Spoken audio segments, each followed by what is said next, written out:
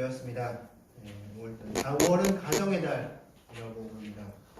그래서 오늘 5월 1일 가정의 달 첫째 주일로서 어린이 주일, 그리고 다음 주는 어버이 주일, 그리고 그 다음 주는 스승의 주일, 그래서 3번에 걸쳐서 3주에 걸쳐서 우리 가정의 달 특별 설교를 같이 나누고, 그리고 나서 이제 다시 그 다음 주에는 사도행전을 같이 나누도록 하겠습니다.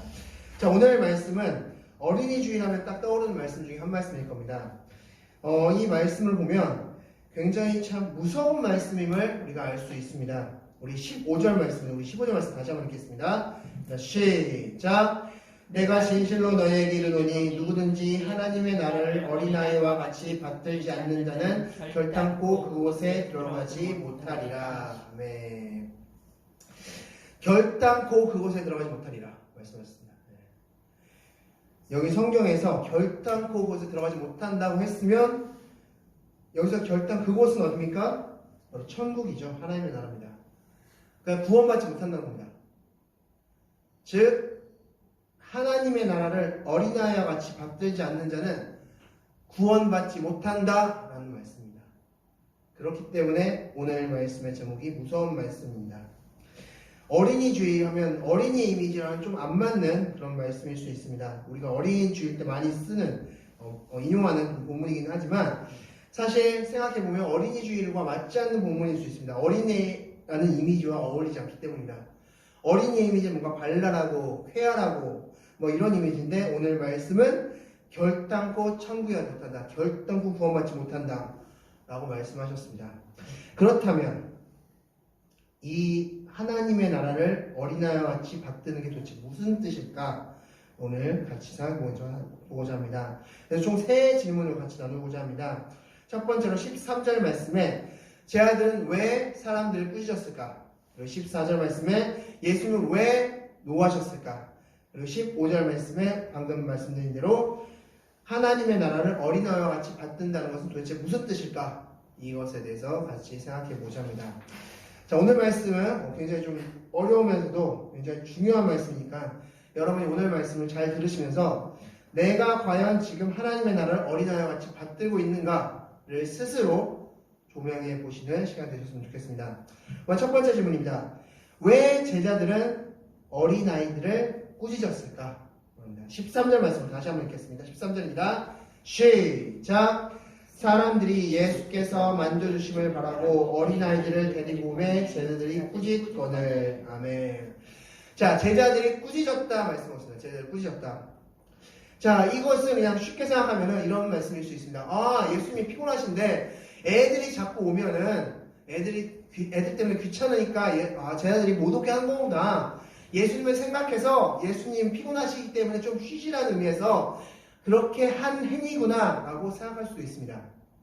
그런데 그렇게 생각하면 14절 말씀이 좀 이해가 안 갑니다. 예수님이 그런 모습을 보시고 갑자기 노하십니다. 만약에 그런 의도로 제자들이 했다면 예수님은 뭔가 고마워하든지 아니면 야 아서 뭔가 좀 제재하는 그런 뉘앙스의 말씀을 하셔야 되는데 잠시 후에 보시겠지만 14절에 노하시어라는 말씀은 그런 의미의 말씀이 아닙니다. 절대로. 자, 그렇기 때문에 이 13절에 꾸짖었다는 것은 단순히 예수님 쉬세요. 예수님 좀 편히 쉬세요. 생각하시라 힘드셨죠? 돌아다니시라 힘드셨죠? 좀 쉬세요. 라는 말씀은 아니라는 겁니다. 자, 그렇다면 어떤 의미에서 제자들이 꾸짖었을까? 먼저 이것을 알기 전에 성경에선 아이라는 단어의 그 단어가 원어로 크게 두 가지를 가리킵니다.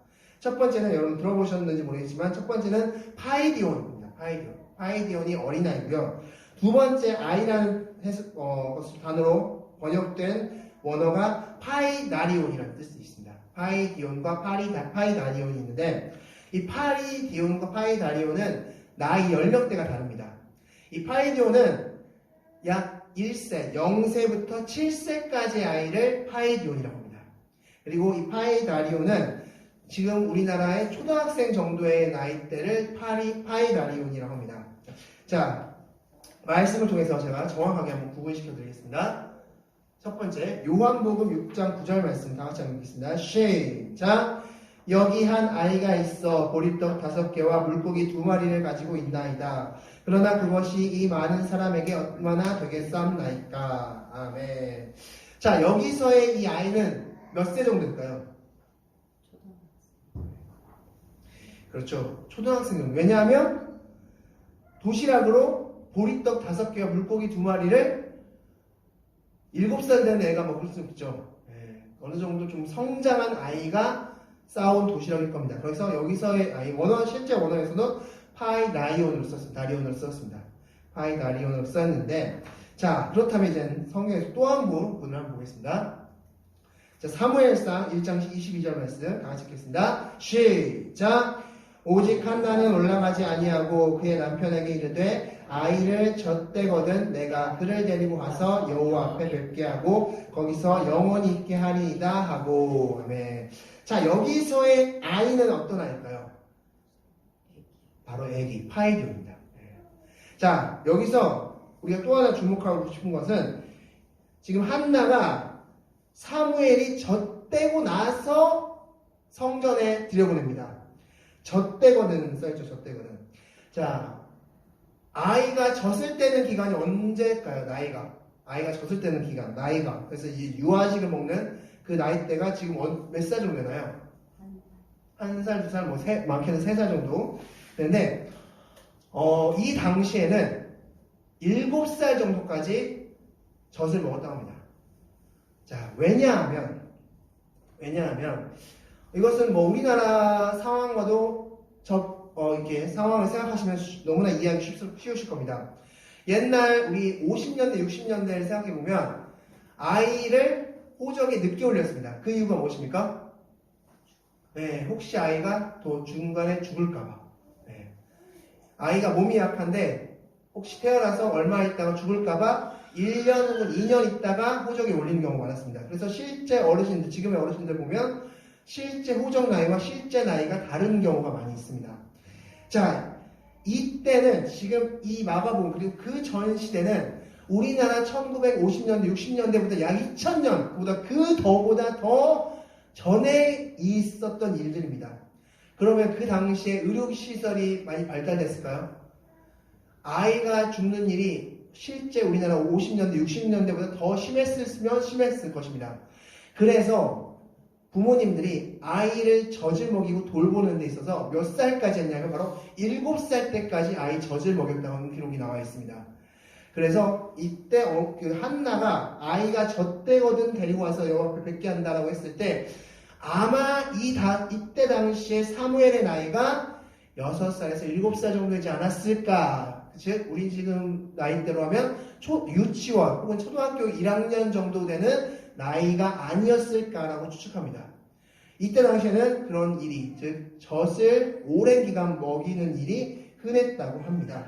자, 다시 정리하면 파이디온과 파이나리온인데 파이디온은 완전 갓난 아이, 젖먹이 아이를 파이디온이라고, 파이나리온은 초등학생 정도의 나이를 파이나리온입니다. 자, 그렇다면 오늘 본문 마가복음 10장 13절에 이 아이는 파이디온일까요? 파이나리온일까요? 자, 여기서 원어를 보면 여기서의 원어는 파이디온입니다. 파이디온을 쓰였습니다. 자, 그럼 왜 파이디온을 쓰였을까? 이 파이디온, 이 어린아이들 한번 생각해 보시죠. 어린아이들은 어떤 존재들입니까? 바로 무력한 존재들. 어머니한테만이 전적으로 의지할 수밖에 없는 그런 존재들이고 모든 것을 다 어머니께 공급받아야 될 존재들입니다. 그런 존재들이 바로 파이디온입니다. 파이나리온은 그래도 어느 정도 큰 아이들이기 때문에 자기들이 스스로 뭔가를 할 수도 있습니다. 그런데 파이디온은 전적으로 어머니가 돌봐주지 않으면 자신이 스스로 생존할 수 없는, 움직일 수도 없는 그런 아이들이 바로 파이디온입니다. 이 아이들이 지금 예수님께 오는 것이었습니다. 그래서 제자들이 막았습니다. 자, 그런데 막는 것까지 좋습니다. 그래, 막는 것까지 좋은데 성경에서 뭐라고 적고 있냐면 꾸짖었다고 말씀하죠. 꾸짖었다. 혼내켰다는 겁니다. 혼내켰다. 자, 왜 혼내켰을까? 어떤 의미를 가지고 혼내켰을까? 자, 이것은 15절 말씀에서 우리 힌트를 얻을 수 있습니다. 우리 15절 말씀 다시 한번 읽겠습니다. 시작! 내가 진실로 너희에게 이르노니 누구든지 하나님의 나라를 어린아이와 같이 받들지 않는 자는 결탄코 그곳에 들어가지 못하리라. 자, 앞을 봐주시고요. 지금 여러분이 이 본문 말씀을 사실 굉장히 많이 들었기 때문에 굉장히 익숙합니다. 아, 맞아. 그렇지. 예수님이 이런 거 말씀하셨지. 그런데 잘 생각해보면 굉장히 어색한 본문입니다, 사실은. 자, 잘 생각해보세요. 자, 제자들이 꾸짖었습니다. 예수님께서 화내셨습니다. 그리고 나서 만약에 그냥 제자들이 꾸짖은 것이 다른 의미였다면 예수님은 갑자기 하나님의 나라를 언급하실 이유가 없습니다. 지금 앞뒤 본문도 하나님에 대한 나라에 대한 언급이 없습니다. 근데 갑자기 15절 말씀에서 하나님 나라를 언급합니다. 이 흐름상 뭔가 하나님 나라를 언급하는 흐름이 아닙니다. 지금 이 흐름은. 근데 갑자기 하나님 나라를 언급합니다. 무슨 뜻일까요? 제자들의 의도에서 하나님 나라를 봤다는 겁니다. 제자들의 의도에서 지금 제자들이 이 파이디온 아이들을 꾸짖는 그 의도에서 하나님 나라를 잘못 알고 있구나라는 것을 파악했던 것입니다. 예수님이. 너희들이 지금 하나님 나라를 잘못 오해해서 지금 파이디온을 꾸짖고 있구나. 아니, 너희들의 생각 잘못됐어. 파이디온이 같은 그 아이들처럼 하나님 나라를 받들지 않으면 천국 못 가. 라고 말씀하십니다. 지금 너희들 천국에 대한 개념 잘못됐어. 라는 것을 이 꾸짖음이라는 이 행동을 통해서 보신 것입니다. 그래서 지금 15절 말씀에서 꾸짖은 것입니다. 그렇다면 제자들에게 있어서 천국은 어떤 곳이었을까? 도대체 어떤 곳이었다고 생각했길래 이 파이디온 아이들을 꾸짖었을까? 요한복음 13장 2절 말씀에서는 바로 가룟 유다가 예수님을 팔려고 하는 그런 생각을 했다라고 말씀하는데 가룟 유다가 왜 예수님을 팔려고 했습니까? 처음에 예루살렘에 입성했습니다. 그리고 굉장히 왕처럼 막 등극했죠. 와 하면서 막 사람들 막 호산도 막 걸렸습니다. 자, 그런데 하루 이틀 지나면서 예수님의 행적을 보니까 가난한 자들과 함께 하시고 뭔가 죄인들과 함께 하고 막 이런 행적들을 막 보이니까 가룟 유다 입장에서는 어떻습니까? 저 사람 메시아가 아닐 수도 있겠네? 라는 생각을 하는 겁니다. 자신이 생각한 그 메시아, 하나님의 통치자의 이미지랑 예수님은 맞지 않았던 겁니다. 그래서 예수님을 팔아 넘긴 것입니다. 그런데 그것은 단순히 가룟 유다만의 문제가 아니었고 제자들도 마찬가지였습니다. 지금 오늘 본문 말씀 읽기 바로 전에 어떤 말씀이 있냐면 제자들이 누가 크냐는 싸움합니다. 내가 크다, 내가 잘났지, 내가 잘났지. 근데 이 싸움한 이유가 무엇이었냐면 바로 예수님이 순환 예고, 즉 예수님이 고난받고 죽임당하고 부활할 것임을 말씀하신 직후에 행한 일이 바로 누가 크냐는 싸움이었습니다. 왜 이 싸움을 했을까? 그렇다면 이제 곧 예수님이 하나님 나라를 세울 것 같은데 지금 느낌 보니까 야, 예수님이 뭔가 좀 할 것 같아. 지금 뭔가 좀 일을 일으킬 것 같아. 자, 그러면 우리 좀 서열 정리 좀 하자. 야, 너가 예수님보다 좀 가깝냐? 내가 가깝냐? 야, 내가 수제자냐? 야, 내가 옆자리에 앉았지 않냐? 야, 내가 예수님보다 더 잘했어. 그러니까 지금 예수님이 뭔가를 하시면 하나님 나라를 세우시면 내가 들어가야 돼. 내가 들어가야지. 야, 너가 보다 내가 더 잘했지. 지금 그렇게 막 서열 정리하고 있는 겁니다. 제자들에 있어서 하나님 나라는 어떤 나라였습니까? 힘세고 강하고 뭔가 무력으로서 로마를 격파하는 그런 나라였고 그런 나라에 어울리는 사람이 바로 나다라고 막 주장하고 있는 겁니다. 그런 의미에서 파이디온이 왔다? 이 갓난 아이들이 왔다?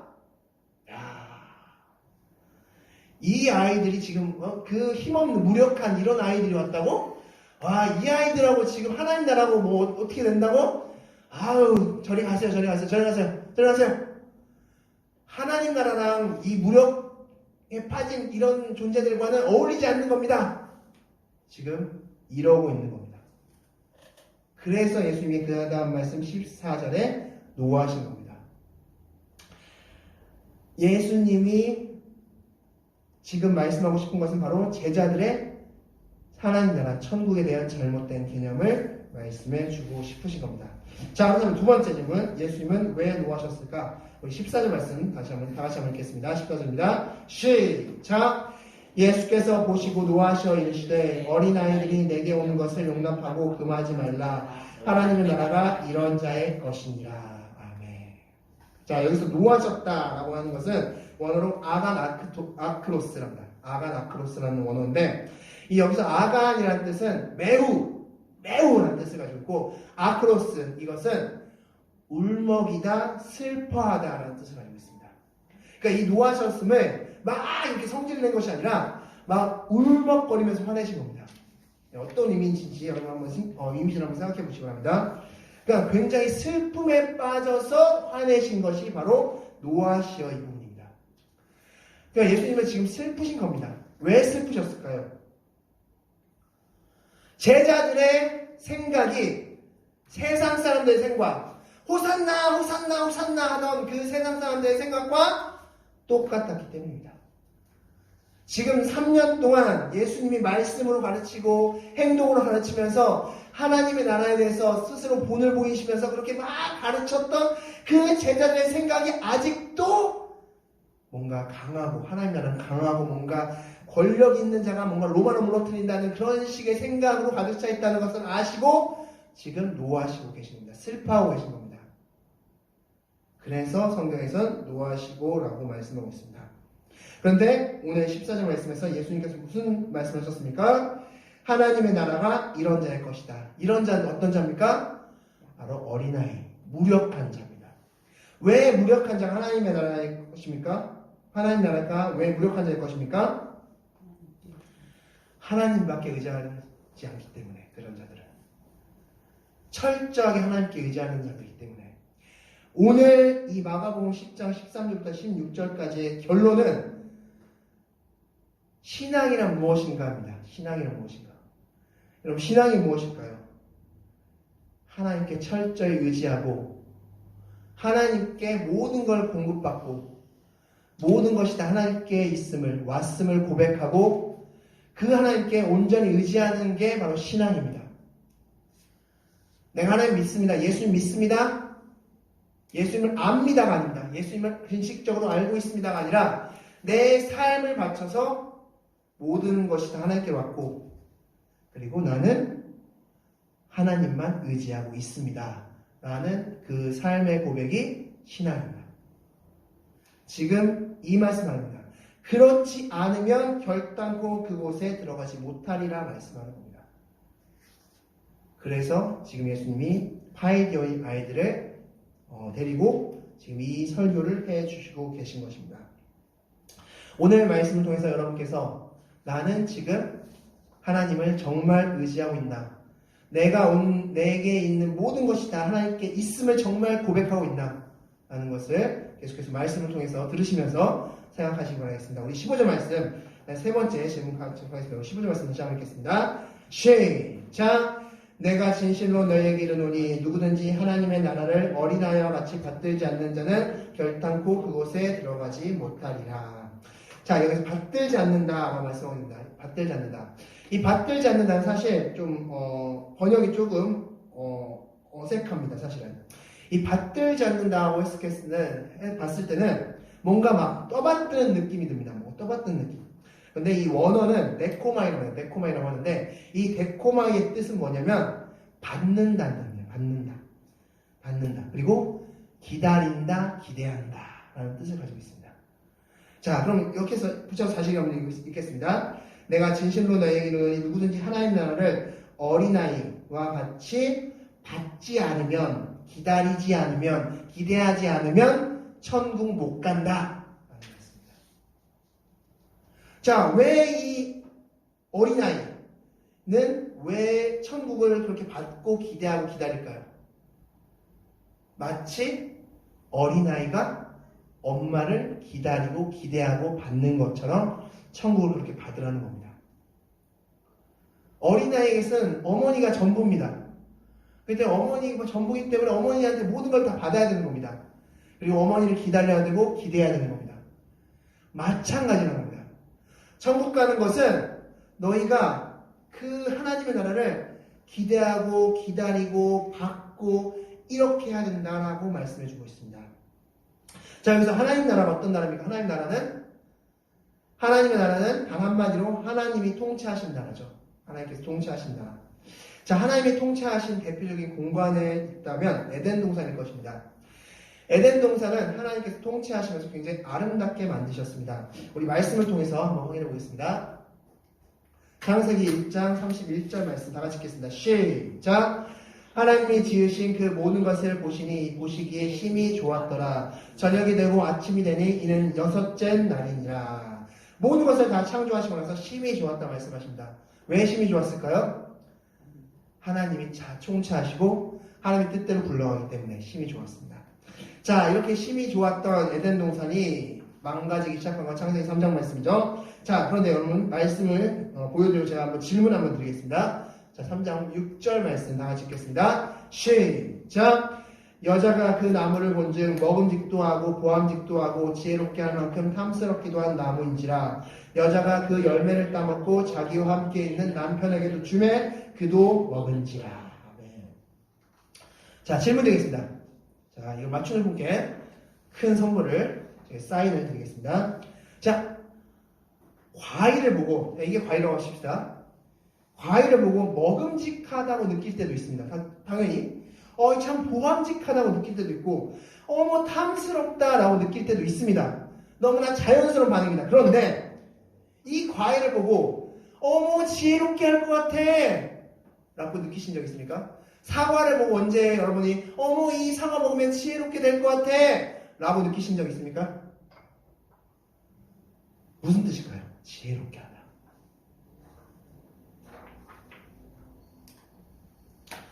왜 아담과 하와는 이 선악과를 보고 지혜롭게 할 것 같아, 탐스럽게 먹음직스럽게 뭔가 이런 건 뉘앙스는 이해됩니다. 그럴 수 있어. 근데 지혜롭게 한다고 했습니다. 왜 지혜롭게 할까요? 자, 여기서 지혜는 어떤 뜻입니까? 내가 선악을 분별한다는 뜻입니다. 지금까지는 하나님의 통치하셨습니다. 하나님이 통치하셔서 하나님이 선악을 분별하게 해주셨습니다. 그리고 그 통치 안에서 아담과 하와는 살아갔습니다. 그런데 이제 하나님의 통치에서 벗어나고 싶은 겁니다. 그런데 보이는 딱 선악과 지혜롭게 한다. 내가 선악 판결해도, 내가 선악 분별해도 하나님이 해주시는 것보다 더 잘 살 것 같아. 내가 판단하고 내가 분별하고 내가 결정해도 하나님이 지금까지 에덴 동산에서 나를 이끌어 주신 것보다 더 잘 살 것 같아. 그런 도구가 바로 이 에덴 선악과네. 야, 너 거기 있었구나. 나 너 보니까 딱 알겠다. 야, 내가 너 먹으면 내가 선악 정확히 판단할 것 같아. 그래서 하나님이 해주신 것보다 더 정확히 살 것 같아. 기다렸어. 이런 의미죠. 하나님의 통치에서 벗어나게 된 겁니다. 그리고 에덴 동산은 무너지게 된 것입니다. 이사야 53장 6절 말씀, 그릇 행하여 각기 제 길로 간 모습이 바로 우리의 모습이라고 말씀하고 있습니다. 우리는 어떻게 지음받은 존재입니까? 하나님께 의지하도록 지음받은 존재입니다. 인간은. 그런데 그 의지에서 벗어났을 때 인간은 무너지고 있었습니다. 그러므로 우리가 신앙생활을 한다는 것은 다시 회복하는 겁니다. 하나님께 의지하도록 지음받은 존재로서 다시 회복되는 게 바로 하나님께 신앙생활한다. 우리가 신앙생활을 한다라는 의미인 것입니다. 그리고 그것이 바로 하나님께 철저하게 엎드리는 겁니다. 우리가 하나님께 의지한다 안 한다를 결정하는 가장 큰 그 모습은 뭐냐면 기도입니다. 내가 기도를 하면 정말 하나님께 의지하는 거고, 기도하지 않으면 하나님께 의지하지 않는 겁니다. 아무리 내가 하나님께 의지하고 있습니다, 하나님 믿고 있습니다 라고 아무리 해도 그가 기도하지 않으면 그는 하나님 믿지 않고 의지하지 않는 겁니다. 그런데 하나님 의지하겠다, 믿겠다 라고 한다면 그는 철저하게 엎드릴 겁니다. 철저하게 엎드릴 겁니다. 왜냐하면 하나님이 지혜가 있기 때문입니다.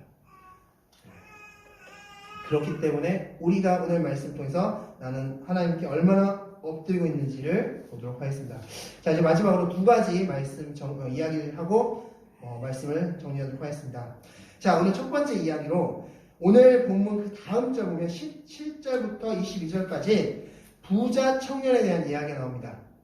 자, 이 부자 청년에 대한 이야기도 지금 오늘 본문과 좀 연결성 있는 본문인데, 자, 어느 날 부자 청년이 영생 얻기 위해서 예수님께 다가오죠. 예수님께서 너의 모든 것들을 다 팔아라 했을 때 그 말씀을 듣고 떠나는 장면이 오늘 부자 청년의 말씀인데, 자, 그 장면을 우리 한번 보면서 어떤 의미가 담겨있는지 보겠습니다. 우리 21절 말씀, 마가복음 10장 21절 다 같이 읽겠습니다. 시작! 예수께서 그를 보시고 사랑하사 이르시되 내가 아직도 한 가지 부족한 것이 있으니 가서 내게 있는 것을 다 팔아 가난한 자들에게 주라. 그리하면 하늘에서 보화가 내게 있으리라. 그리고 와서 나를 따르라 하시니. 아멘. 자, 이 말씀을 우리가 많이 들었습니다.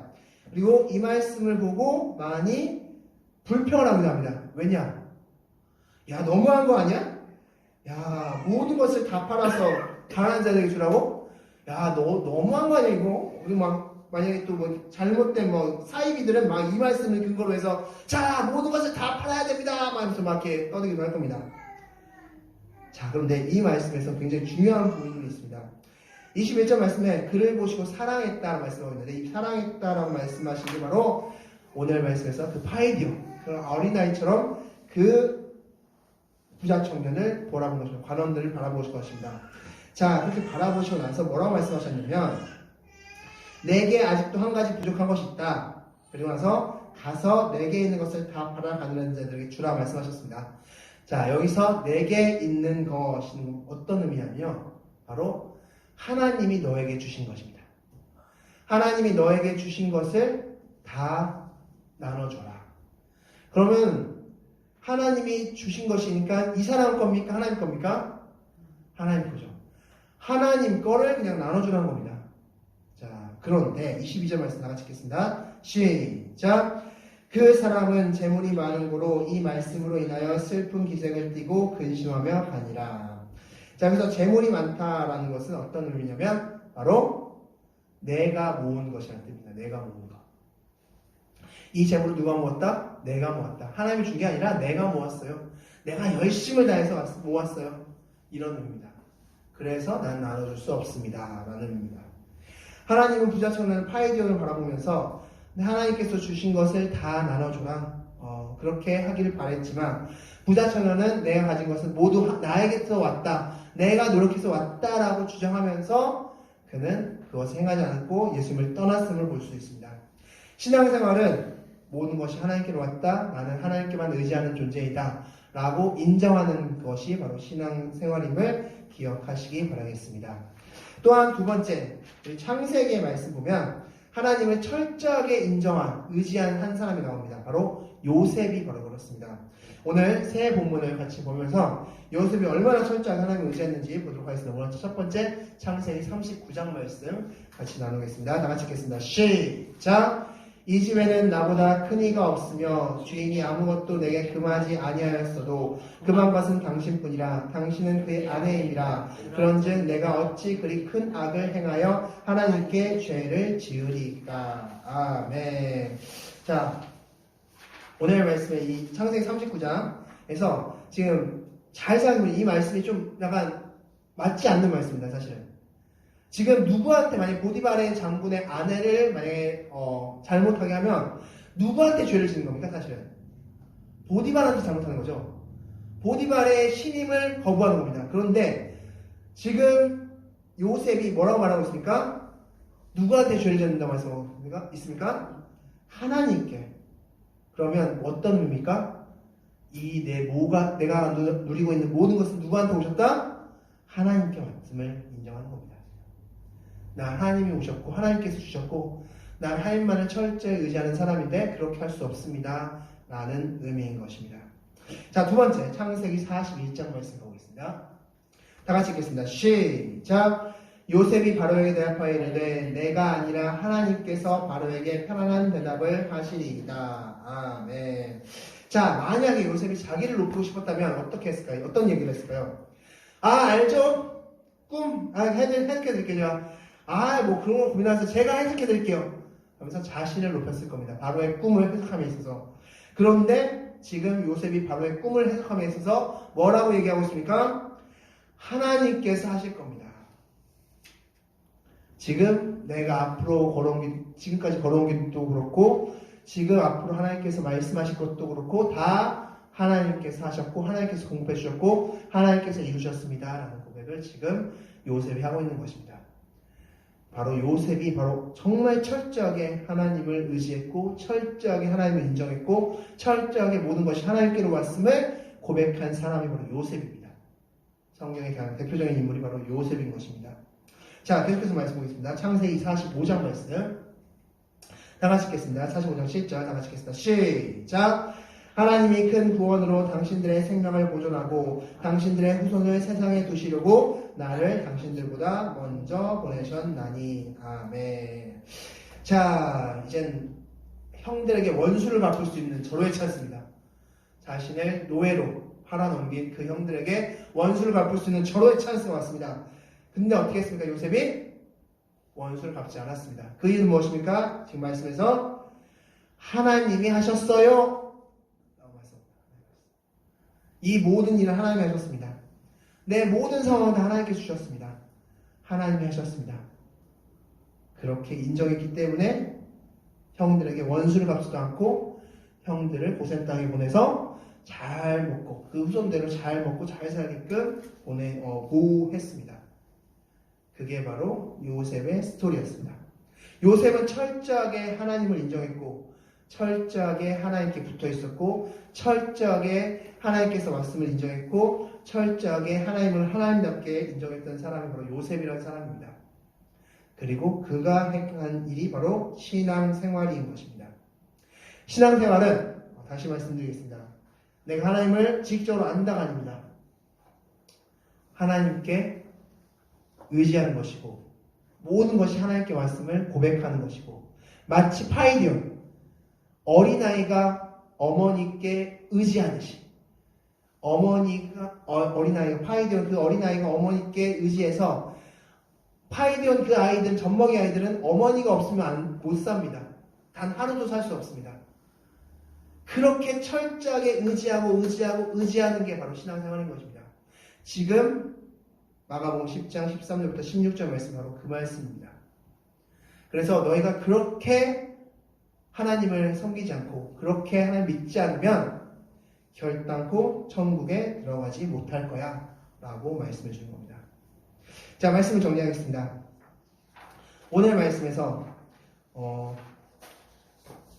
천국은 어떤 자의 것이라고 말씀하고 있습니까? 바로 어린아이와 같은 자의 것이라고 말씀하고 있습니다. 어린아이와 같은 자는 파이디온 완전히 철저하게 어머니께 의지하는 존재입니다. 철저하게 하나님께 의지하시는 그런 여러분들이 되시기 바라겠습니다. 철저하게 하나님께 의지해야 됩니다. 오늘 말씀 여러분이 신앙생활 하실 때 딱 한 단어만 기억하십시오. 파이디온 젖먹이 아이. 나는 하나님께 젖먹이 아이다 라고 생각하십시오. 자, 16절 말씀을 마지막에 이렇게 정리하고 있습니다. 그 어린아이들을 안고 그들 위에 안수하시고 축복하셨다. 하나님은 그렇게 온 존재들에게 축복하시는 여러분이 하실 일은 철저하게 파이디온이 되십시오. 철저하게 어린아이가 되십시오. 그래서 하나님이 주셨다. 하나님께 의지한다. 라고 철저하게 고백하시기 바랍니다. 하나님은 여러분들의 그 모습을 보고 하나님께서는 주실 것이고 또한 보호하실 것입니다.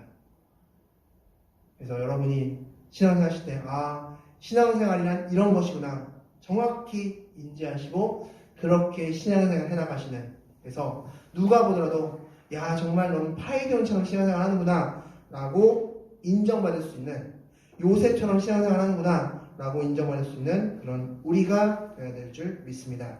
다 같이 기도하겠습니다. 시간 다 같이 하나님 기도하겠습니다.